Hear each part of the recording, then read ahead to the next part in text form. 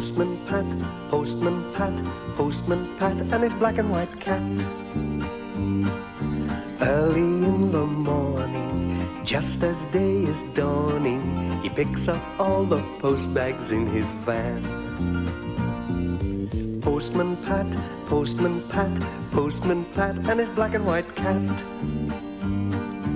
All the birds are singing, and the day is just beginning. Pat feels he's a really happy man. Everybody knows his bright red van. All his friends will smile as he waves to greet them. Maybe you can never be sure. There'll be knock, ring, letters through your door. Postman Pat, Postman Pat, Postman Pat, and his black and white cat. All the birds are singing, and the day is just beginning. Pat feels he's a really happy man. Pat feels he's a really happy man. Pat feels he's a really happy man. It was a special day for Pat, but he was keeping it a secret. Now then, Jess, don't you give my secret away.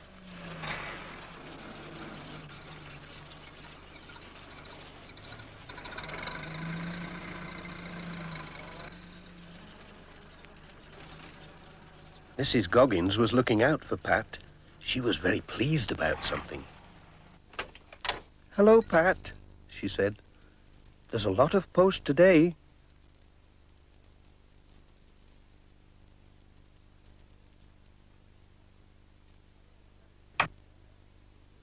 Pat didn't look too happy until he saw that most of it was for him. But who could be writing to Pat? One envelope had a drawing of a cat on it, and the writing looked very much like Katie Pottage's. "Why don't you open them? Then you'll know who sent them." So Pat did. What a surprise! They were all birthday cards. He stood them in a row along the counter.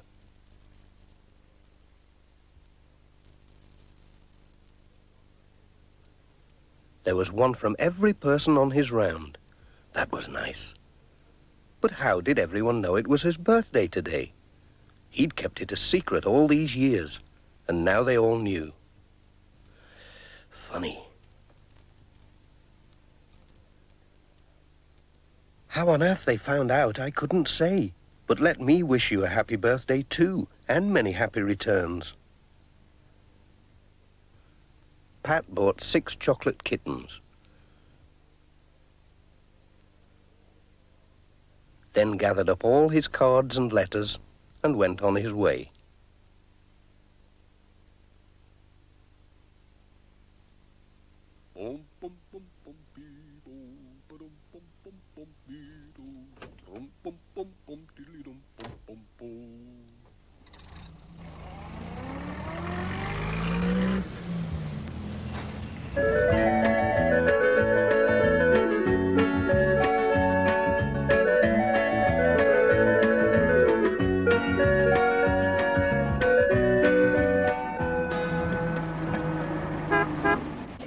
At Greendale Farm, the twins were looking out for Pat. "Happy birthday, Pat," they said as he came in with the post. Thank you." Mrs. Pottage had just come in from the kitchen. "Happy birthday," she said. Pat showed the twins his cards.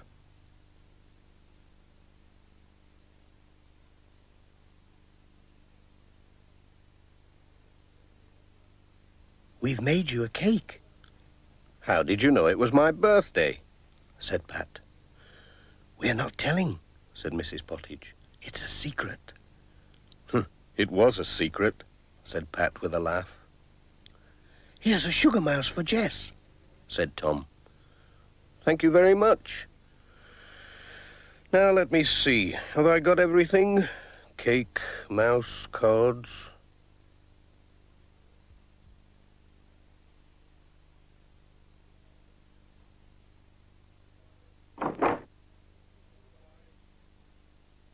Goodbye.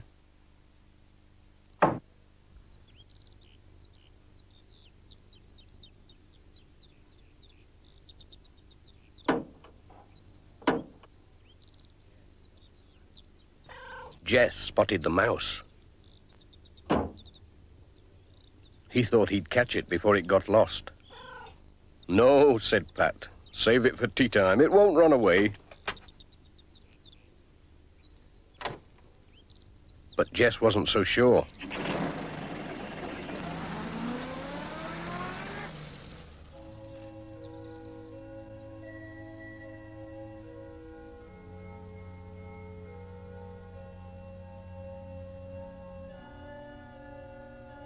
Hello, Reverend.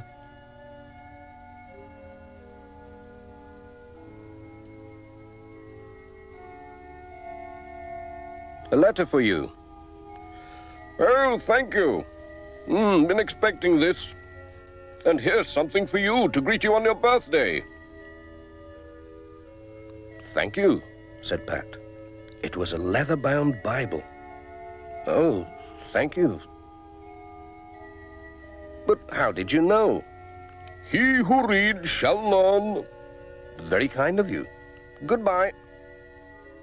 Godspeed.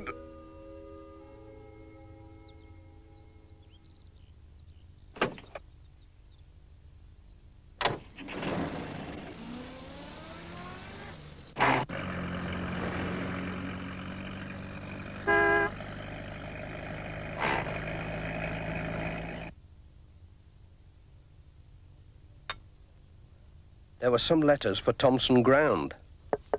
Come in. Pat arrived just in time for a cup of tea.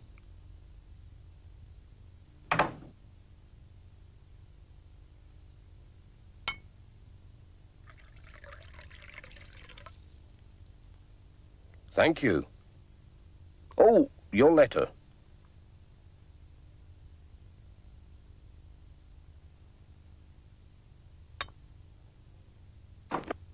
Alf Thompson came in. Hello, Pat, he said. Happy birthday. He gave him a walking stick with a handle made from a sheep's horn. He'd made it himself. That'll be good for keeping dogs off. Thanks, said Pat.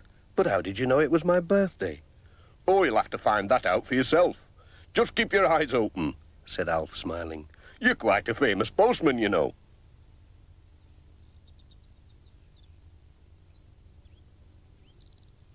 Whatever does he mean? Thought Pat. He was getting more and more puzzled, and his van was filling up with presents.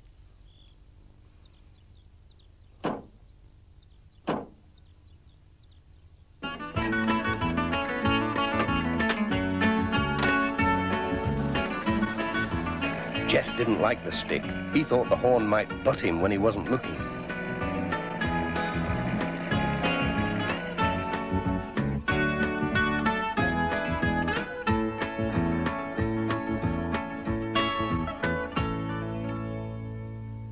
Granny Dryden was busy cooking when Pat arrived with the letters. He'd brought her groceries too, as the mobile shop couldn't get up the lane to her cottage. Morning! Post!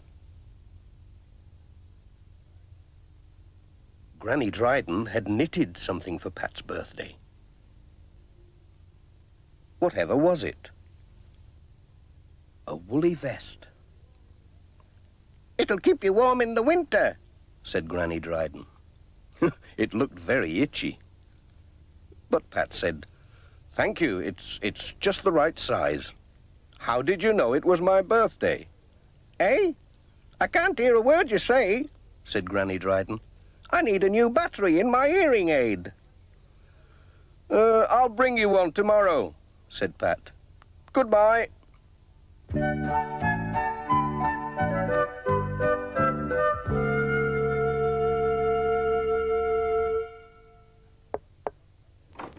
At Miss Hubbard's cottage, there was a glass of fruit juice waiting for Pat. There were 2 letters for her. Miss Hubbard drank his health and wished him a happy birthday. Cheers. She gave him a steering wheel cover made of red velvet. Thank you. That's lovely. She didn't tell him how she knew it was his birthday. Goodbye.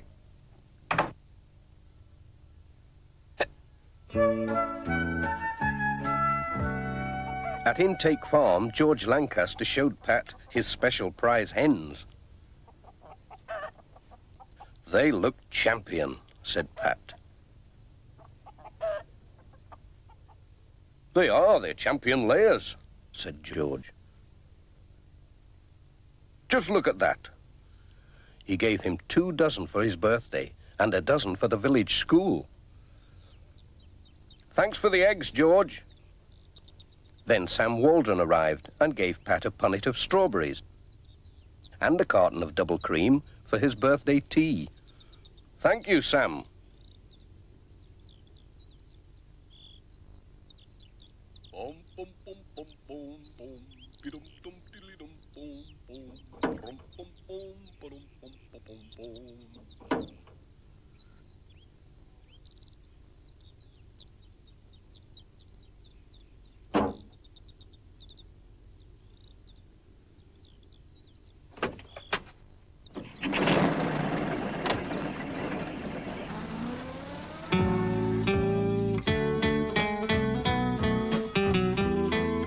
Lucy was on the lookout for Pat at the village school.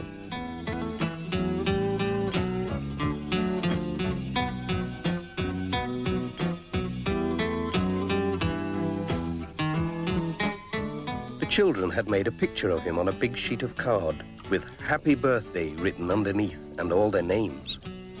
They'd also made a model of his van, but they wouldn't tell him how they knew it was his birthday.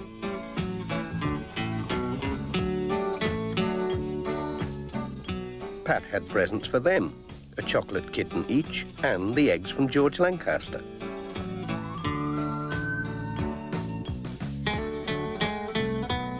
Goodbye.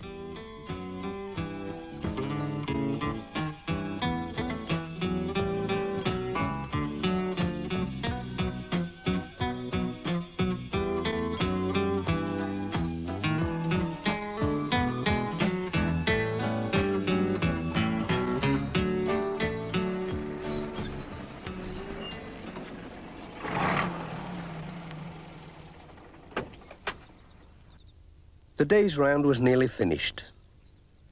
Pat was just looking to see if there were any letters to collect when Peter Fogg came along on his tractor.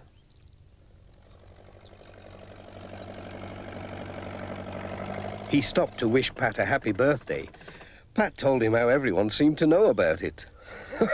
Don't you know why? Said Peter Fogg, laughing. I wish I did, said Pat.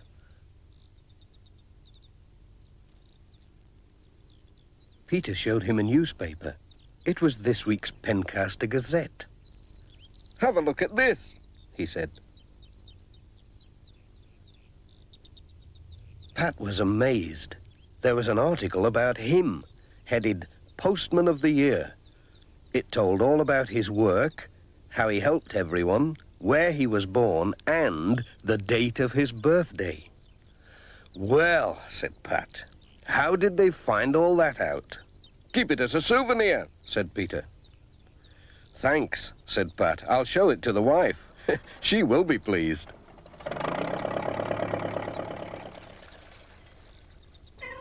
All right, Jess, I'm coming. I know it's been a long day, but we're off home now.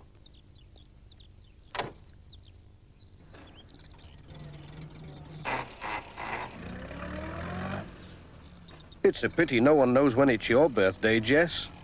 Never mind. We'll have a little party tonight.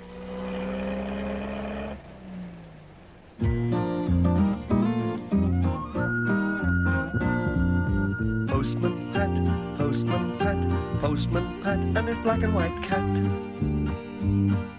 Bom, bom, bom, bom, bom, bom, dee-dum, dum, dee-dum, bom, bom, rum, bom, bom, ba-dum, bom, bom, bom, bom.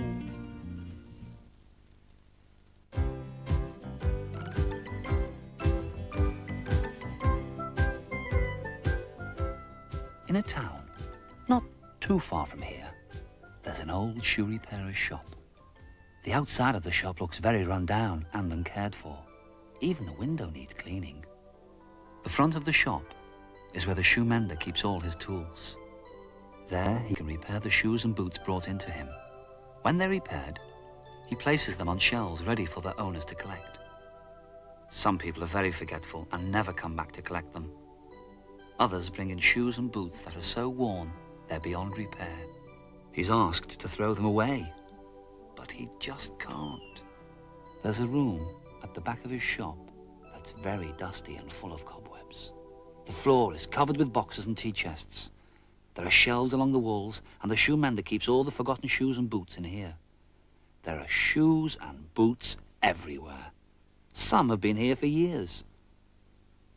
This room has a very special secret, and only one person knows it. Who do you think that person could be? No, it's not the shoe mender. The only person who knows the secret is me. Can you keep a secret? Can you? Promise? Very well. I'll share the best kept secret in the world, just with you. The door that leads to the back room doesn't fit very well. And every night when the shoe mender goes home, he has to slam it hard so it shuts. As the door slams shut, a cloud of dust fills the room. And as it settles, the strangest thing happens.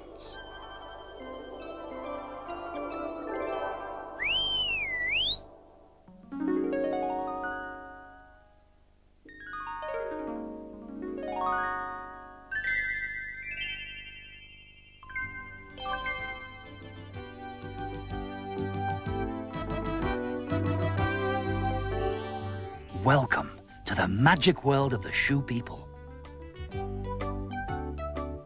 We are now in Shoe Town.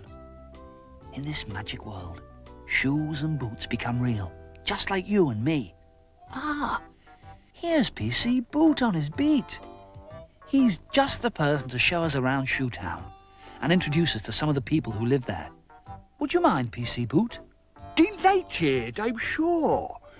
Right. Now, that house over there, looking like a circus tent, belongs to Charlie the Clown.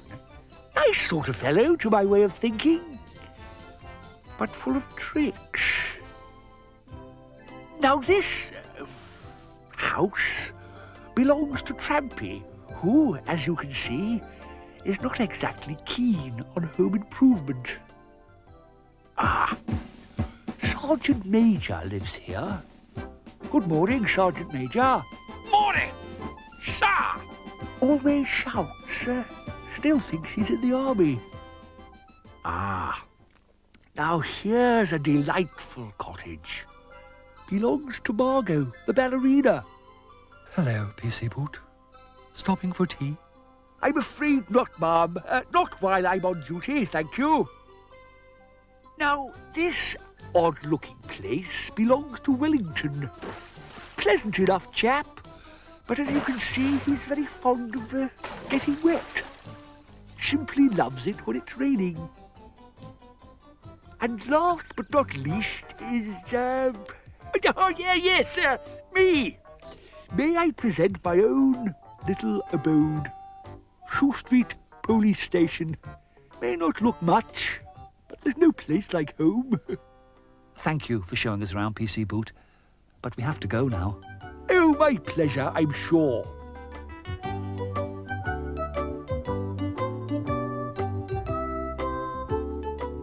Now you've met some of the shoe people and seen where they live.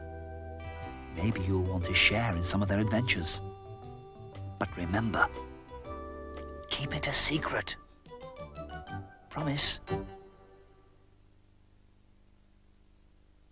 Shoe people. Shoe people. Shoe people.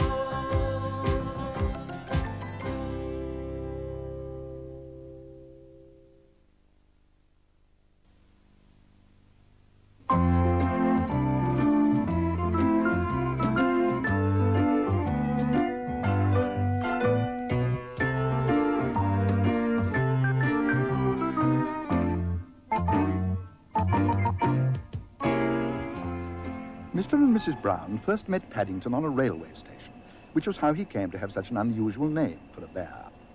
They were waiting for their daughter Judy when Mr. Brown caught sight of him sitting on an old suitcase behind a pile of mailbags. As they drew near, he stood up and politely raised his hat. "Good afternoon," he said. "Can I help you?" "Well, no," said Mr. Brown. "We were wondering if we could help you." "You're a very small bear," said Mrs. Brown. "Where are you from?" "Darkest Peru," said the bear. "I'm not really supposed to be here at all. I'm a stowaway. I came all the way in a lifeboat, and I ate marmalade. Bears like marmalade. I used to live with my Aunt Lucy, but she had to go into a home for retired bears, so I emigrated." "Oh." "Aunt Lucy always said she wanted me to emigrate when I was old enough, but now that I have, I'm not quite sure what to do next." As he bent down, the Browns caught sight of a label round his neck. It said, "Please look after this bear, thank you." It was the kind of label you couldn't possibly ignore, and in no time at all, things began to happen. Mrs. Brown thought of a name for him. Paddington. And while she went off to look for Judy, Mr. Brown was put in charge of ordering some refreshments. Paddington. Paddington. "Come along, Paddington," said Mr. Brown. "I expect you're hungry after your long journey." "I am," said Paddington. "Very."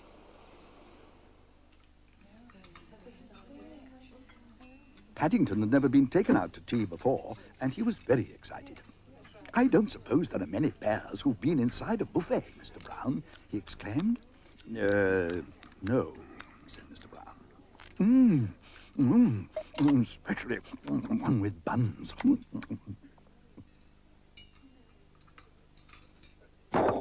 "I think perhaps I'd better sit down." Yes," said Mr. Brown, trying hard to pretend that he had tea with a bear every day of his life. "Hello, Mrs. Brown," called Paddington as he caught sight of the others. "Don't go away. We're in here." "Watch out," shouted Mr. Brown. But he was too late. Paddington was already up to his knees in trouble. "Henry," cried Mrs. Brown, "what are you doing?" "What am I doing? Look at him. He's all covered in jam and cream. I've never seen such a mess. I don't know what the manageress will say." "Or the taxi driver," said Judy. "Taxi driver?" "Judy's right," said Mrs. Brown. "We can't leave him here, not in his present state." "Don't worry, Mrs. Brown," called Paddington. "I'll clear up the mess. Bears are good at clearing up messes."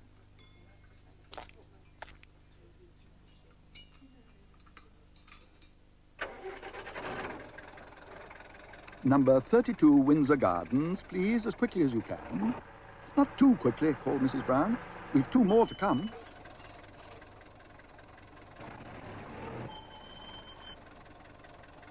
"Is that one of them?" asked the driver. "He's covered in white stuff." "It's only cream," said Judy. "I dare say," said the driver. "But Bears is 6pence extra. Sticky Bears is 9pence. 9pence extra!" exclaimed Paddington hotly. He directed a hard stare at the driver. He seemed to go a funny shade of pink. "Gosh," said Judy, "how did you learn to do that?" "My Aunt Lucy taught me," said Paddington. "She said it might come in useful one day." "Mary," said Mr. Brown, "are you sure we're doing the right thing?" "That," said Mrs. Brown, "remains to be seen. I've never had a bear about the house before, but I have a feeling things may never be quite the same again."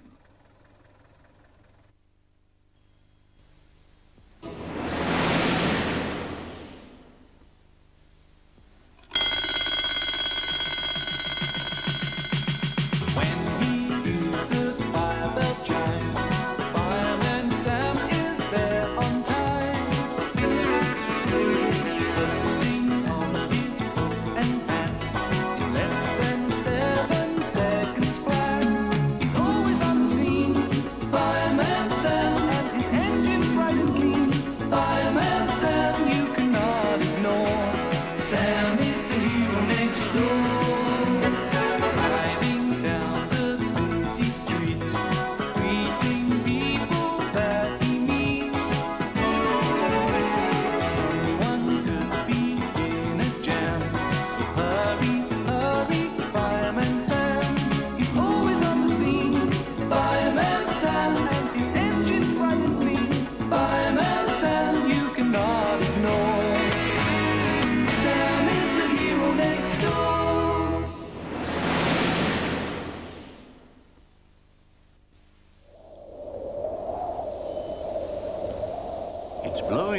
still today in Pontypandy, but a hurricane wouldn't lower the spirits of the ever-cheerful, debonair Trevor Evans the bus. Oh!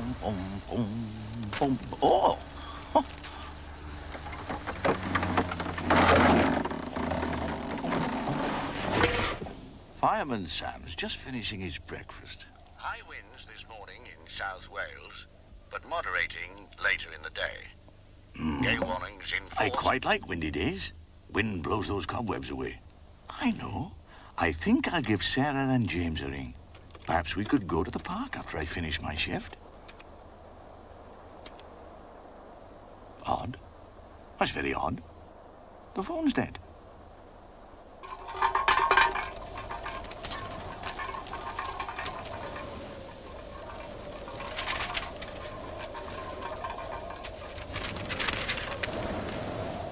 Pronto, pronto. Hello, hello.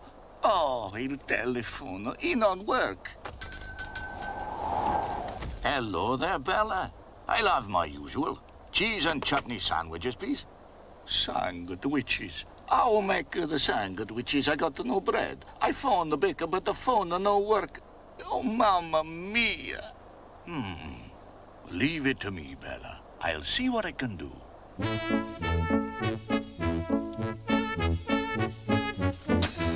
Hello, Sarah. James. Oh, Mr. Evans, can you drop us off at the park, please? Hop in, then. Oh, that's a nice kite you got there. I'll show you how to fly it. But we know, Mr. Evans. Not as well as me, my sugar lumps. Make me some tea, make me some tea, make me a lovely cup of tea. You got any plans today, Sam? Not very easy to make plans, Elvis. The phones are dead. Dead? Oh, that's sad, man. Oh, Darrow.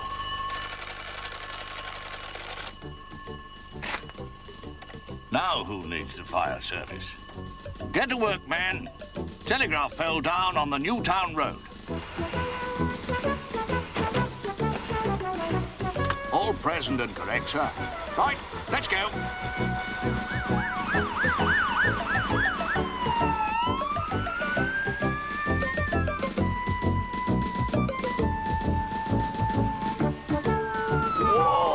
Oh, steady on.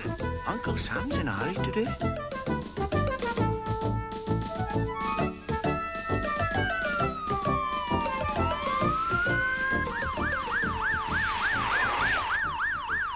Here we are, sir.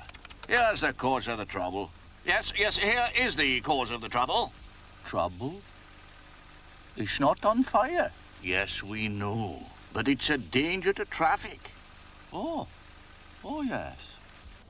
Dilys Price wants to get Mummy's little Norman from under her feet. I want to watch the telly. That's all you ever do. You'll have square eyes, my sweet. Oh, Mum. Now then, off you go to have a lovely play in the park. Norman!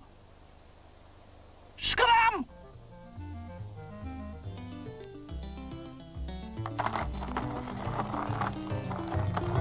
Whee! Now then, you hold the kite like so. Keep the string tight, arm's length. Oh, it snapped. Now don't worry, it'll be up in no time. No, hang on a minute. Oh, no, come back here. No, come to Trevor. Oh. Yes, well.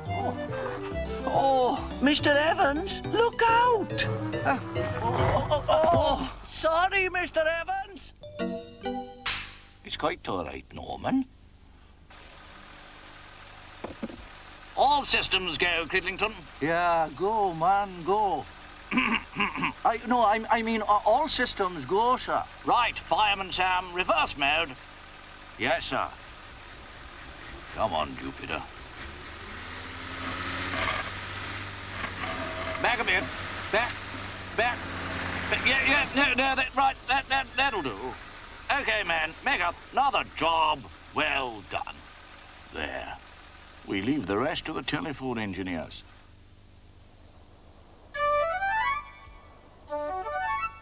Well, I don't know what the world's coming to. No telephone now. Mamma mia! Che cosa? Oh, do you have to be so dramatic? Oh, well, I never.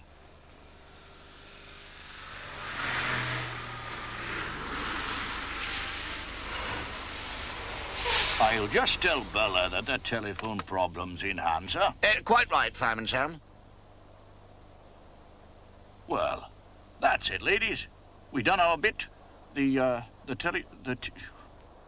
what's that kite doing on your roof, dearest?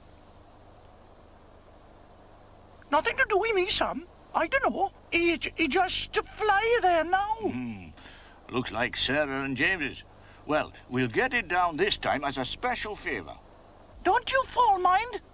Ah, bellissimo. You worry about our Sam. No, my apples. Oh. Mind yourselves, ladies. Yes, ladder coming through. Extend. Well, into the building. You worry about your apples. What if he fall? I won't fall, Bella. I've done this 1,000 times, I have.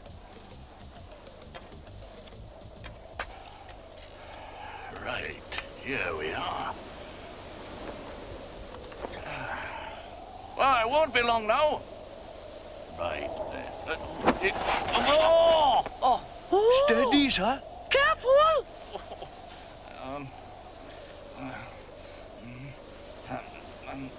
Right. There. Got it. Hooray! Good for you, Fireman Sam. Hooray! Bravo, bravo, bravo, bravo. Oh, yes, he's so brave.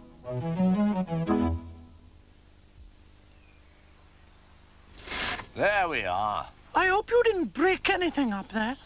And you tell Sarah and James to look after things in future, mind. Norman, now, he's never lost anything. Yes, all right, dearie. Uncle Sam, come quickly. It's Mr. Evans. He's hurt his arm and lost our kite. Yes, I can see the problem. Bandages. Oh, bandages. Not to worry. Nothing too serious, eh? That arm will be fine in no time at all. I'm not surprised. It's the other one that hurts. I don't think you'd better drive home with 2 bad arms, Trevor. Sorry about the kite, kids. Oh, it's all right, Mr. Evans. Huh. I wonder where it's got to, though. Well, now, take a look over there. Oh, thanks a lot, Uncle Sam.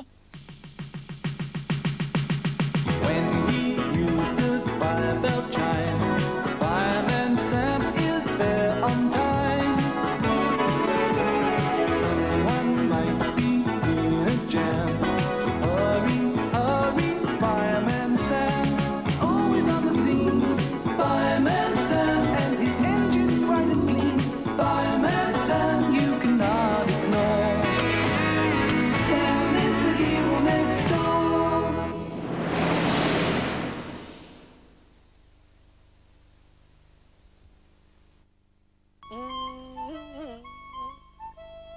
My name's James, James the cat. I've had fame, money, and all that. Now I'm here, growing fat, chasing birds and butterflies. James the cat.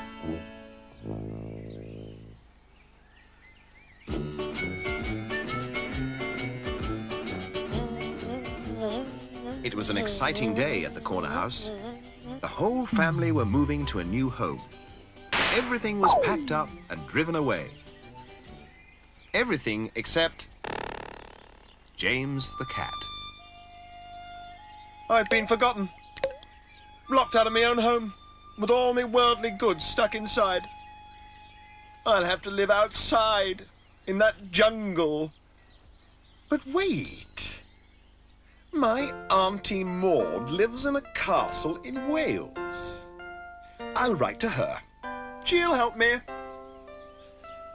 Dear Auntie Maud, please help. Love from your lonely nephew, James. How shall I send it? Of course, airmail. Supposing she never gets it, I'm just a forgotten second-hand cat. Not a friend in the world. Hey, mister, don't cry. I'll help you. Beg pardon? I'm Rocky the Rabbit. You're a bit big for a rabbit. Yeah, I was a prize fighter before I retired. Oh, and this is my friend, Mrs. Lavender. Oh, hello, said Mrs. Lavender. It'll be nice to have a cat in the garden. James's new friends showed him around the garden and took him to meet Citron, the frog. Oh, mon ami, welcome to my pond. Oh, I say. James was very embarrassed, but he soon began to feel at home, and it wasn't long before James settled down in the marigold patch. Hey, James, you've got a letter. Oh, thank you, Rocky. Oh, it's from my Auntie Maud. Help arriving with Australian friend who's visiting Britain. There, I told you so. I shall be whisked off to my auntie's castle to live like a king. Yoo-hoo! I'm Frida, your Auntie Maud's friend, and I've got something special for you. Oh, not a cat. I'm a kangaroo, silly. Now, where did I put your parcel? Ah, here it is. Oh, what is that?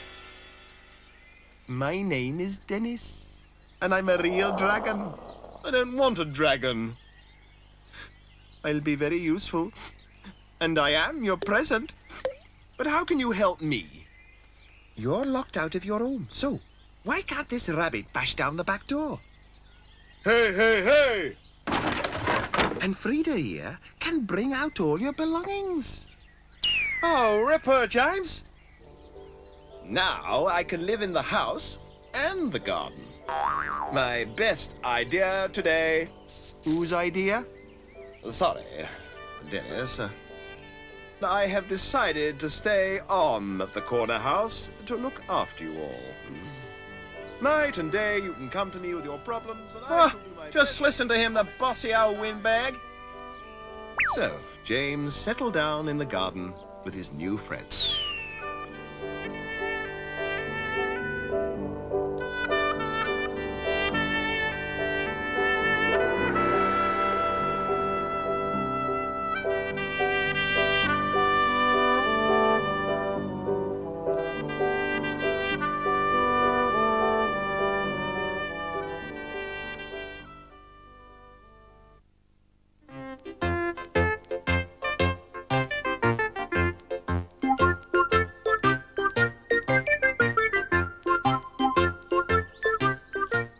The sun was shining brightly over Toyland.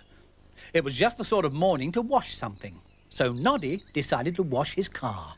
He was so happy that he made up a little song. Sploshety splish, splishety splosh, you look so bright and clean. Oh golly gosh, you're the best car there's ever been. Golly gosh, you're the best. Morning, Noddy. Hello, Big Ears. What are you doing in Toyland so bright and early? Have you forgotten, Noddy? It's car race day in Clockwork Car Town. It's always very exciting. There's a prize for the winner. Oh, can't stop. We'll see you there. Oh, yes, I had forgotten, Car. Woo, woo, woo, woo. Yes, Bumpy Dog, I had. Woo, Come on, jump in. Woo, woo, woo, woo.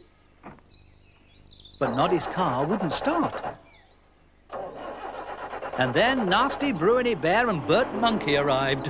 Ho, ho, you've run out of petrol. You'll have to buy some more. But I haven't any money. Then get some. But I can't earn money if I can't drive my car. Never mind. You wouldn't have won anyway. Bye, Noddy. Noddy was unhappy. How can I go to the race now? Just then, the Clockwork Mouse drove up.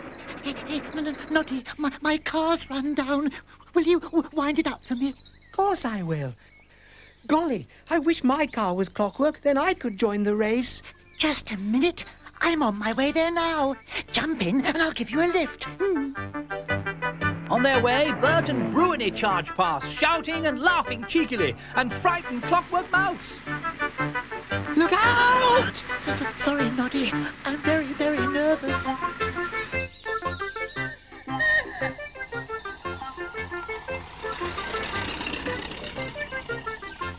When they arrived at Clockwork Car Town, everyone was there to see the race.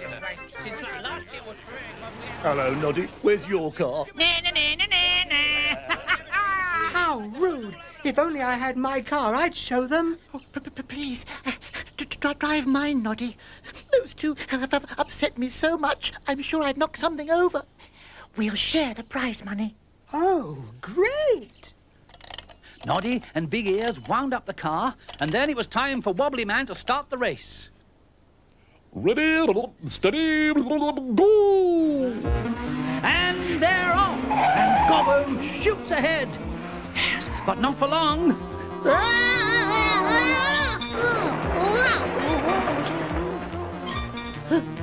And Bert and Bruiny are now in the lead, and they are quickly followed by the Skittles. Noddy is trailing in fourth place. Come on, Noddy! And poor Freddy Fox a long way behind. Look out! Road dog! Hold on, Bumpy Dog. And Bert is gaining on Bruiny. And Noddy is passing the Skittles. And now he's passing Bruiny into the second lap. Bert, Noddy, Bruiny, the Skittles, and poor Freddy Fox. And Noddy is gaining on Bert. And he has passed him into the lead. The winner is Noddy! Hurrah for Noddy! We did it. We won the race. And we beat those show-offs. We're sorry, Noddy. Well driven. Yes, we won't be mean again. With my share of the prize money, I can buy some petrol for my car. What's that? Oh, yes. And a big bone for you, Bumpy Dog.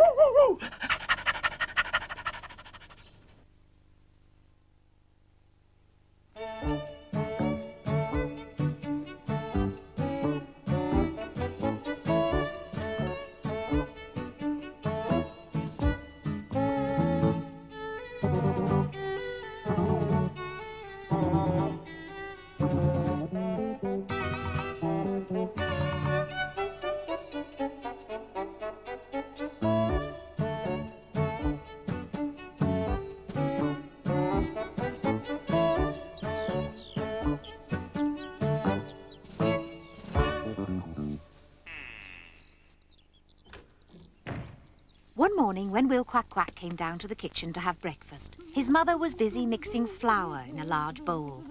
Quack, Mum, you're making a cake, aren't you? He said. Yes, Will, but don't get excited about it, my little Quack, because it's a cake for Mary Pickles, his mother answered.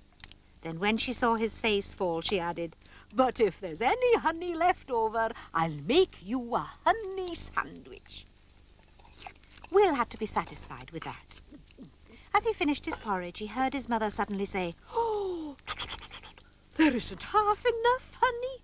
Someone will have to go down to the shop and get some more." Will was more than ready to fetch a pot of honey if there was a chance of a honey sandwich for him as a reward. So he got up from the table, snatched his cap, and was on his way to the village in the twinkling of an eye.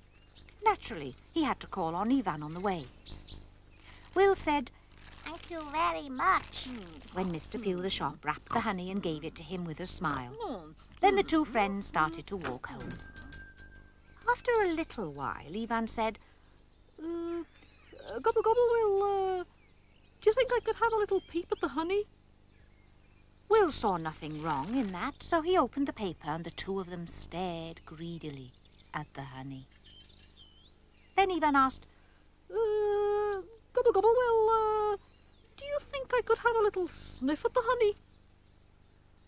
Will saw nothing wrong in that either, so he opened the honey pot and the two of them sniffed the lovely honey and it smelled delicious. Then Ivan said, Gobble, gobble, well, it would be lovely to have a little taste, wouldn't it? And Will thought, since his mother had promised him a honey sandwich, it wouldn't matter if he were to take the honey that would have gone into the sandwich and share it with Ivan. So Ivan took a little of the honey in his beak, and then Will did the same, and oh, it was ever so delicious. And then Ivan said, Gobble, gobble, Will, it's scrumptious. Can you spare just a tiny bit more? But before Will could answer, they heard a loud buzzing noise coming towards them. Quack! Great snails! Honeybees! Cried Will. Run for your life, Ivan! Quack! The next second, Will and Ivan were running down the high street with hundreds of bees chasing them. They passed away policeman's house and Ivan's house and disappeared from the village towards Will's home, with the bees getting closer all the time. They ran into the farmyard, Will tripped over a stone, the honey pot slipped from his grasp and smashed into smithereens. The next second, Ivan fell headlong over him. Great snails! Quack! We've had it now! Will cried, and help! Gobble, gobble, help! Cried Ivan. But then, thank goodness, they both felt themselves being picked up by someone very strong. Rasmus, David, boys, quick! Said Umfra as he carried them both into the kitchen. Quack! Oh, thanks, Dad, cried Will. And thank you very much, Gobble, gobble, said Ivan. Then the three of them stood by the window and looked out at the honeybees eating the honey. Mary Pickles didn't have her cake that afternoon after all, and Will didn't get his sandwich either. But still, we don't always get what we want, do we? Good night. Quack.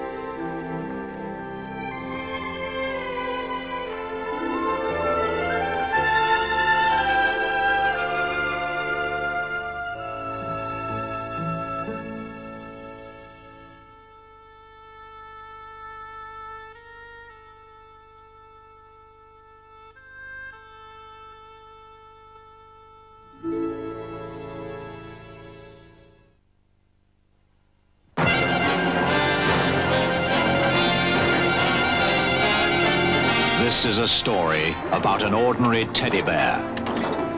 When he was made, they found something wrong with him and threw him away like a piece of rubbish into an old dark storeroom.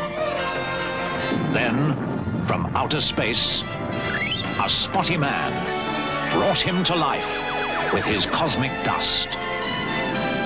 He took him to a magic cloud where Mother Nature gave him special powers. That bear became Super Ted.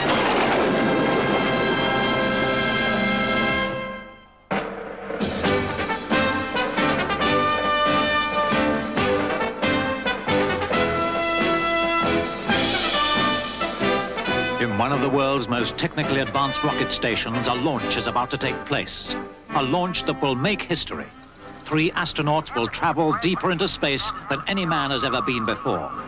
There to watch this historic occasion is an ordinary teddy bear and his extraordinary friend. This is the fastest rocket we have ever built. It will go beyond our solar system and into the nebula of Andromeda. Andromeda? Well, I went there for my summer holidays. Spotty, shh. It rained. Look, there they go. The astronauts are making their way to the capsule. I wonder. See, I told you. Becoming an astronaut is easy as falling off a log. Falling off a log? How'd you do that, Tiggs? I don't think we've had the right training for this kind of thing. What do you mean? I trained you, didn't I? Yes, but only how to rob a bank. From the control room, everything looks normal as the countdown continues. 5, 4, 3, 2, 1. We have liftoff! I wonder, did you notice anything unusual, Spotty? This whole planet's unusual. It's spotless.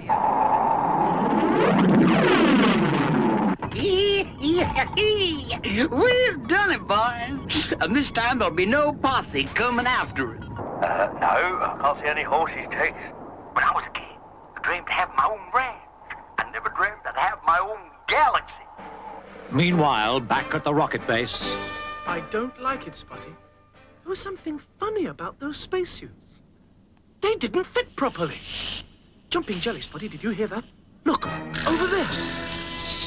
Wow, I'm glad you're here. Someone hit us over the head. But watch those snakes. Thanks.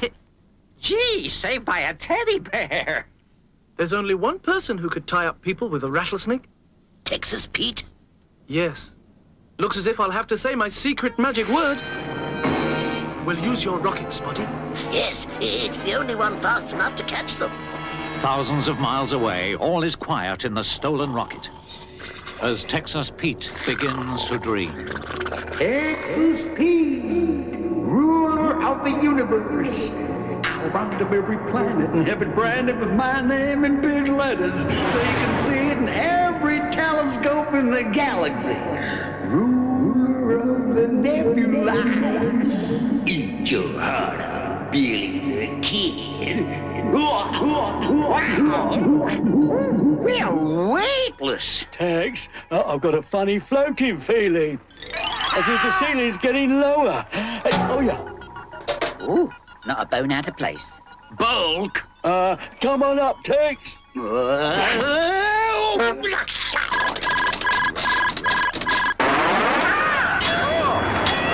And the stolen rocket comes into the range of the Spotty radar.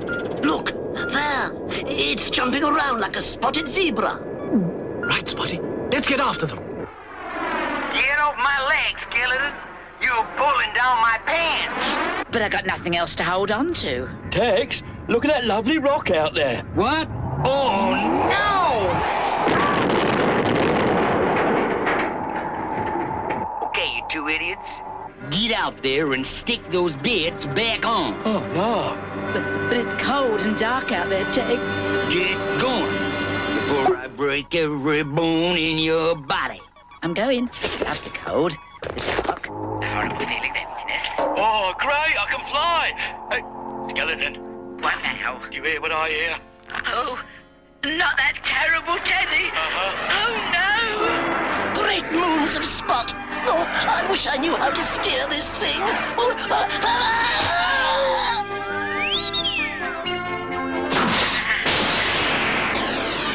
I can't move a muscle. Not surprising. Haven't got any muscles. Your turn next, Bulk. No. Let me go. Let me go. All right. Now for Tex. Ah! Super Ted, are you all right? Wake up! You have to stop him. I know. I'll use some cosmic dust. Oh, thanks, Spotty. Bubbling blancmange. Where's Texas Pete? We must go after him. Come on.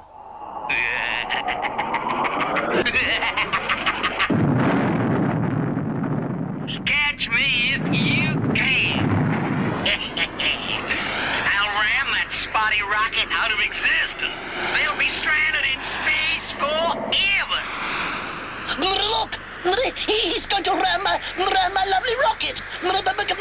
Get him, Super Ted. One long burst will do it. Get away from those controls. Try and make me Super Ted. Get those filthy paws off me, meaty little teddy bear. Don't you toy around with me, Texas. Take control. And that. Hey, steady on. And that. Pulsating prunes. Did I do that? My rocket. You're going to hit my lovely rocket. Hold on, Spotty. Spotty would have given me a rocket if I'd hit that. Later, back at the rocket base. Well, I'd like to say how glad I am that you were on the spot. Now, don't you start. Well, goodbye and thank you. And don't worry about the villains. We'll take care of them. Goodbye. Goodbye. You were right about one thing, Spotty. Oh, what? Your rocket ship. It can knock spots off anything we've got on Earth.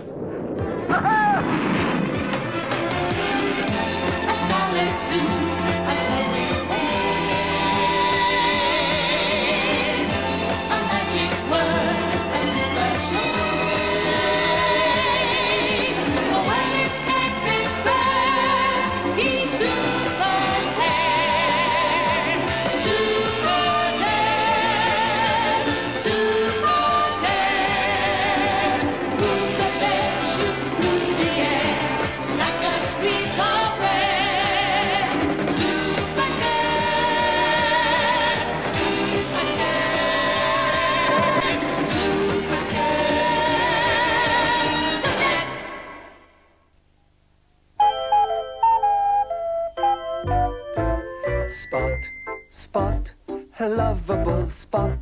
He's soft and cuddly and he smiles a lot.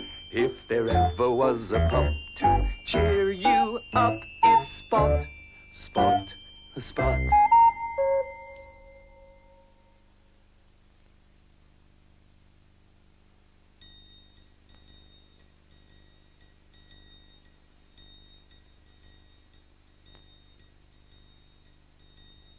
Naughty Spot, said Spot's mum to Sally.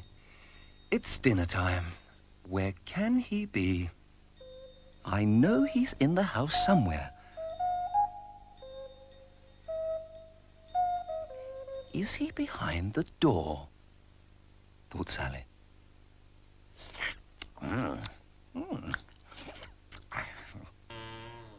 No, he's not here.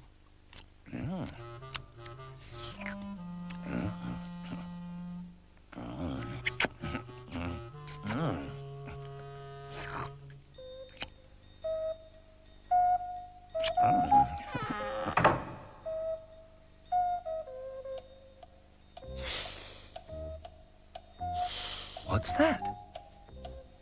Is he in the clock?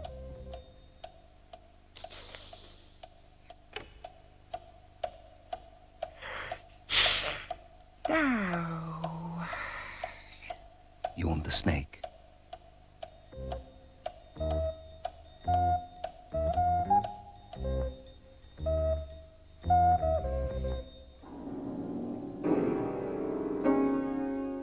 Spot, are you in the piano? No, it's only me. only us, you mean? Said the bird.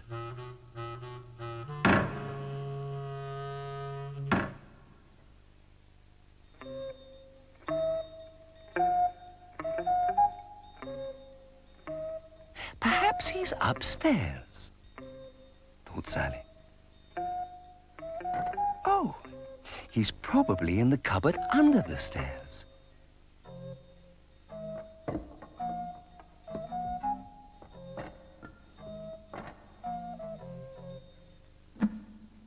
No, there's only room for me in here. And it's quite cramped as it is.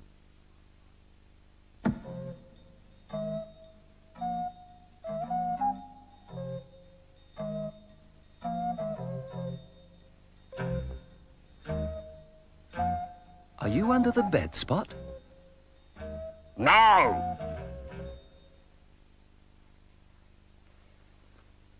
Haven't you found Spot yet?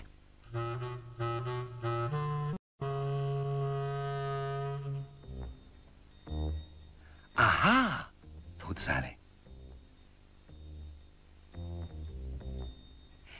There's Spot. I see you, Spot.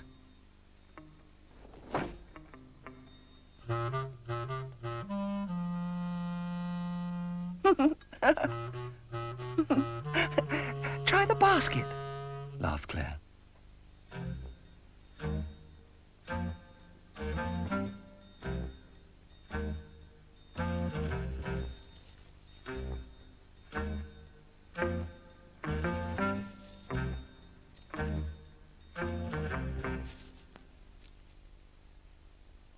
Hello, Mum, said Spot. Did you think I was lost? Good boy, Spot. Now go and eat up your dinner.